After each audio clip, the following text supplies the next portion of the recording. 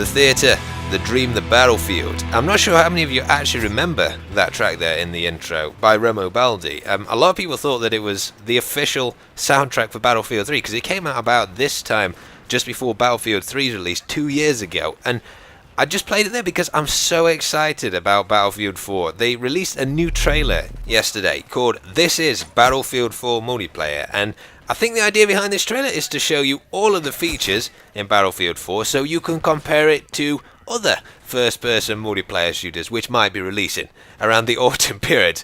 And I have to say, it is rather persuasive, that trailer, so I know which first-person multiplayer shooter is probably going to be my favourite this year. Having said that, we will get to find out whether or not it is as good as it looks, and I really hope it is, because I'm so excited about Battlefield 4. It seems like, because it's the game Battlefield 3 should have been. From everything I've seen, that's what it looks like, and Battlefield 3 was good for me. It wasn't the best game I've ever played, but it was really good, and the fact that they're actually going to improve on that and possibly make the best Battlefield game yet, man, I cannot wait. I cannot wait. And as I'm sure you've heard, the wait is nearly over. By the way, before I tell you about when the beta is actually coming out, and if you bought Medal of Honor Warfighter, you're going to be properly pissed if you haven't heard this before. I unfortunately bought it as well, but I had Battlefield 3 Premium, and that gets you in anyway into the beta for Battlefield 4 at the early day. But I just wanted to explain this game mode I'm playing here. Probably not a good time to explain it, given it's gone all dark now because I'm out of bounds. But basically, I was trying to play sticks and stones. So instead of having a crossbow, a knife, and a tomahawk, like you would in Call of Duty, I went for a tank, a knife, and I didn't really. I went for defib pads. I switched out the tomahawk for defib pads because they're probably as difficult to get a kill with now as the tomahawk probably is in Call of Duty. But I stole that. Just so it's actually quite an interesting game mode, and it's surprising. It's surprising how oblivious people are if you don't shoot at them. I think they sort of react to muzzle flash, people, and especially the humble bundles. They like, if there's no muzzle flash or no gun sound, they think you're friendly. So it was quite interesting. I'd highly recommend trying this out. It's a lot of fun. However, the Battlefield 4 beta, as I was saying, basically there's 3 ways to get into it on October the 1st. So it will be out on October the 1st. In fact, if you got it on PC, you should be able to see it right now in your Origin. It should be there sort of greyed out. I think you can actually preload it before the 1st, but I don't think that's been confirmed yet. I'm pretty sure you can, because you could for Battlefield 3 when that came out. But you get that on October the 1st if you pre-ordered Battlefield 4, if you bought Medal of Honor Warfighter. Danger Close has been closed down now. It's okay, guys. They won't inflict that on us again. And if you bought Battlefield 3 Premium, so they're the 3 ways you can get it on October the 1st. Then the game becomes available to everybody on the 4th of October. Now, obviously, it's not going to be the full game. You're just going to get like a couple of maps. I think it might actually just be one map. It's probably going to be Siege of Shanghai. I don't think it will be either that or Parcel Storm.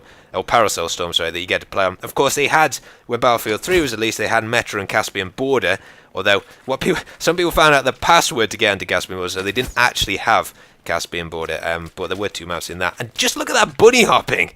I actually feel abused by that bunny hopping, to an extent, watching that back. That guy needs to see what happens when Bugs Bunny actually got caught by Elmer Fudd. And trust me, that carrot went places where a carrot should never go. Should never go. Field upgrades. Good old random change of topic. There's been a bit of concern about these, obviously, in the past, because one of them supposedly gave you sort of more resistance body armor to damage. It seems, now that we've seen the full list of field upgrades, which I'll put on the screen now, as I missed that shot, I'll hide it nicely. So if you want to pause the video, at that point, it was only up for a second or so, because obviously you can pause and then see for yourself. There's loads of pictures of this on the internet. But basically, field upgrades are what they've replaced the new perk system with, as I'm sure you know. So instead of having sprint, ammo, flak, all that kind of thing, basically if you work well with your team, you heal your squad mates and you revive them and stuff like that, you get squad points, which increase the field upgrade bar, and as you get more squad points, you basically get better field upgrades. I'm not entirely sure how much these field upgrades are going to affect gameplay in Battlefield 4. Obviously, it's a legitimate concern that if you join into a game halfway through, and there's going to be some squads on the enemy team who've already got enough squad points to have 4 levels of field upgrade, you're going to be a bit of a disadvantage if your squad is just starting off from nothing. You're more likely to get squad right, less likely to actually get to the 4th level of field upgrade. But from what I've seen, and especially from what I've played in Battlefield 3, other than sprint, because obviously you're moving a lot faster on your screen, I don't really notice what squad perks the other guys in my squad take. In fact, in this game, I was just taking sprint. The other two guys didn't even have one, and it didn't affect my gameplay whatsoever. And a lot of the upgrades, I mean, some of them are quite interesting. Like if you're stupid enough to fall off buildings, there's one that reduces falling damage, so that's going to save some of those people. There's also some quite interesting ones for the sniper class, the recon class, in that there's one that lets you hold your breath for 100% longer in that list. There's also one that makes you invisible to tugs, and also one that increases the range of those of tugs and the new motion balls as well. So it seems like there is a bit of a boost to the sniper class, but the rest of the classes, I don't think you're really going to notice. I mean, it's not going to be like Call of Duty where you get a perk and it sort of tailors how you have to play that class, because it's such a big advantage one way or another.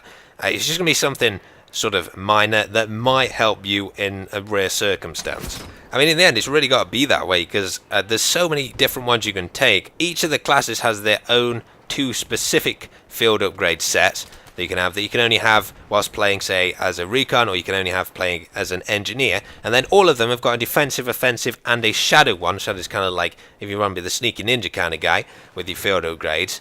So all of the classes can take those 3 as well. So there's basically 5 for each of the classes. But that's how it's going to turn out in Battlefield 4. I think if you're a good player, you're still going to end up being a good player, whether or not you've got field upgrades. But thanks for watching, guys. I hope you enjoyed this video, and I'll post some GTA tomorrow. See you in the next chapter.